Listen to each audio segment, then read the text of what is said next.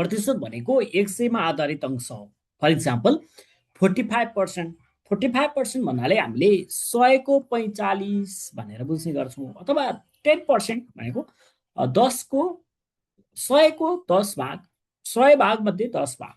For example figure पनि तपाईहरुले देख्न सक्नुहुनेछ। यहाँ जम्माजम्मी 100 वटा कोठा छ, 100 कोठामा यो 10 वटा कोठालाई मात्रै छाया पारेको छ।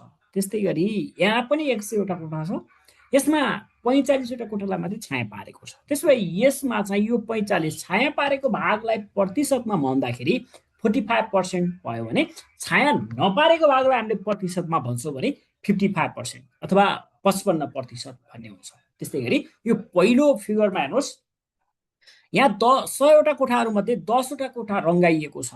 10 वटा कोठा रङ्गाइएको छ भने छाया पारेको भागलाई हामीले 10% भन्छौँ र यो छाया नपारेको भागलाई हामीले 90% भन्छौँ। यसरी 100 लाई आधार मानेर हामीले कुनै पनि कुरालाई 100 लाई आधार मान्छौँ र त्यसैको कुनै एउटा अंशलाई लिन्छौँ भने त्यसलाई हामीले प्रतिशत हो भनेर बुझ्न सकिन्छ। अथवा जहिले पनि प्रतिशतको तुलना 100 सँग हुन्छ।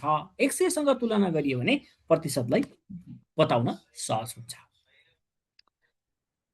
त्यसपछि अर्को छ, अब कुनै पनि परिणामको 100 भाग मध्ये कति भाग छ भनेर देखाउने मानलाई हामीले प्रतिशत भनिन्छ भनियो हैन। जस्तो यहाँ एउटा एक्जाम्पल छ 50%। 50% भन्दा बित्तिकै यहाँ 50% भन्दा बित्तिकै यहाँ 100 वटा कोठा छ र यी कोठाहरू मध्ये 150 वटा भागलाई रङ्गाइएको छ अथवा 50 वटा साना कोठाहरूमा छाया पारिएको छ। अब यसलाई हामीले यसरी पनि देखाउन सक्दछौँ, यो 50 का मुनि 100 अथवा 50 का मुनि 100 भन्नु र 1 का मुनि 2 भन्नु एउटै हो। हामी यो फ्र्याक्सनतिर गयो, यसलाई हामी फ्र्याक्सन भिन्नबाट पनि हामीले बुझ्न सक्छौँ। अर्को प्रतिशत भनेको 100 लाई आधार मानेर लेखिने अनुपात अथवा रेसियो हो। यसलाई पर्सेन्टेज यस्तो खालको चिन्हले जनाउने गरिन्छ। जस्तो यो 10%, यो 45% यो प्रतिशतको चिन्ह हो हैन। यो प्रतिशतलाई जनाउनको लागि यस्तो खालको चिन्ह प्रयोग गरिन्छ। अब एउटा कुरा, भिन्नलाई प्रतिशतमा बदल्नु पर्यो भने 100 ले गुणन गर्नुपर्छ। भिन्नलाई प्रतिशत अथवा फ्र्याक्सनलाई पर्सेन्टेजमा लैजानु पर्यो भने फर्मुला के छ, फ्र्याक्सन मल्टिप्लाई 100%। यदि फ्र्याक्सन छ र त्यसलाई पर्सेन्टेजमा लैजानु पर्यो भने 100 ले मल्टिप्लाई गर्ने। फर इक्जाम्पल 1/2, यो 1/2 भनेको के भयो, फ्र्याक्सन भयो अथवा भिन्न भयो। यसलाई पर्सेन्टेजमा लैजानु पर्यो भने कतिले मल्टिप्लाई गर्ने, 100 ले मल्टिप्लाई गर्ने। अब यो 100 र 1 मल्टिप्लाई गर्दा 100, 2 को 2। अब 100 लाई 2 ले डिभाइड गर्दा 50%। त्यसो भए 1/2 भनेको कति रहेछ, 50% रहेछ। त्यसै गरी फेरि पर्सेन्टेजलाई फ्र्याक्सनमा लैजानु पर्यो भने, पर्सेन्टेजलाई भिन्नमा लैजानु पर्यो भने 100 ले डिभाइड गर्ने। पर्सेन्टेज डिभाइडेड बाइ 100 फर्मुला है। पर्सेन्टेजलाई 100 ले डिभाइड गरियो भने त्यो केमा जान्छ, फ्र्याक्सनमा जान्छ। फर इक्जाम्पल 75% भन्ने छ, योलाई हामीले फ्र्याक्सनमा भिन्नमा लैजानु परेछ। भिन्नमा लैजानु पर्यो भने पर्सेन्टेज हटाउन जहिले पनि 100 ले डिभाइड गर्ने। 75 लाई 100 ले डिभाइड गर्दाखेरि यो के भयो, 25 3 जा 75, 25 4 जा 100, 3/4 भन्ने आन्सर आयो। यसरी यो कुरा सम्झौँ। अनि फेरि यदि डेसिमल दिएको छ, डेसिमललाई पर्सेन्टेजमा बदल्नु पर्यो भने 100 ले मल्टिप्लाई गर्नुपर्छ।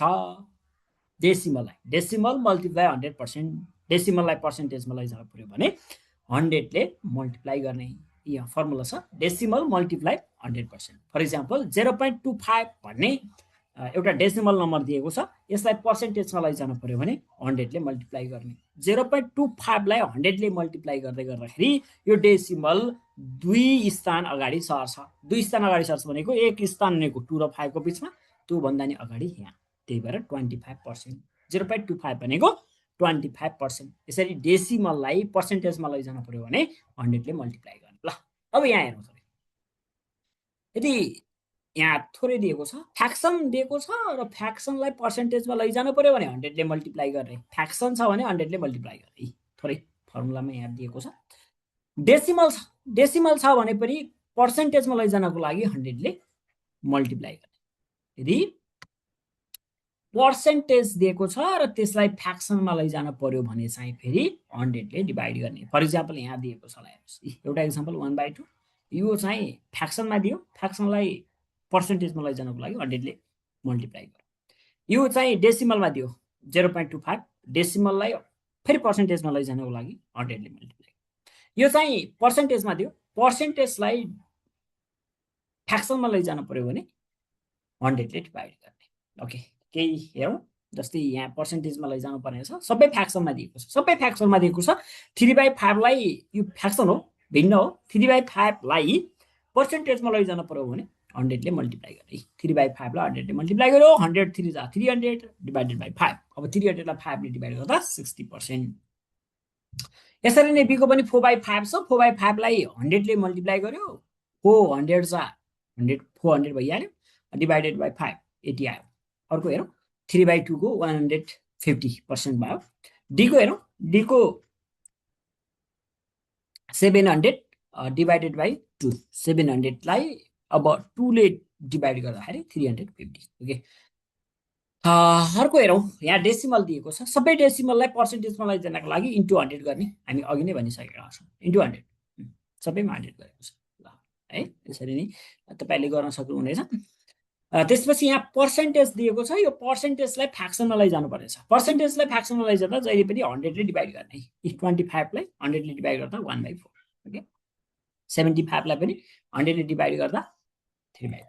ओके, 0.3 लाई पनि 100ले डिभाइड गर्दाखेरि 3/, यो दुईटैलाई 10 ले मल्टिप्लाई गर्यो, 10 ले मल्टिप्लाई गरिसके पछाडि यो डेसिमल यहाँ गयो, यहाँ 10 ले मल्टिप्लाई गरिसके पछाडि यहाँ आयो, यस्तो हुन्छ। अर्को 12.5% छ, यसको पनि सेम प्रक्रिया त्यही नै रहेको